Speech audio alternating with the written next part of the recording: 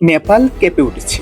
কয়েক সপ্তাহ ধরে রাস্তায় হাজারো মানুষ, বিশেষ করে তরুণ প্রজন্ম, যাদেরকে আমরা বলে থাকি জেএনজি, তাদের স্লোগানে, তাদের প্রতিবাদে শেষ পর্যন্ত টিকতে পারলেন না নেপালের প্রধানমন্ত্রী কেপি সামাউল। দিতে হলো পদত্যাগ। গোটা আন্দোলন শুরু হয়েছিল একটি সিদ্ধান্তকে কেন্দ্র করে, সরকারের মন্ত্রিপরিষদের সদস্যদের জন্য নতুন নতুন সুবিধা, বিলাসবহুল গাড়ি, বেশি বেতন, বিশেষ বিশেষ সুবিধা।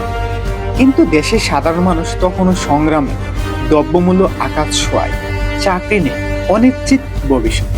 মানুষ বলল, জনগণের কষ্টে, জনগণের ট্যাক্সের টাকায় আর মন্ত্রী পরিষদের জন্য বিলাসিতা, এটা চলবে না, এটা মেনে নেওয়া যাবে না। প্রথমে এই আন্দোলন শুরু হয় সোশ্যাল মিডিয়া কেন্দ্রে, তারপরে দেখতে দেখতে এই আওয়াজ পৌঁছে যায় রাজপথে। শান্তিপূর্ণ মিছিল, স্লোগান, সরকারের অবরোধ, সবই শুরু হলো। পুলিশ লাঠিচার্জ করলো, টিয়ার গ্যাস ছড়লো, কিন্তু আন্দোলন থামেনি, বরং আরো তীব্র থেকে তীব্র বড় হতে শুরু করলো এই আন্দোলন।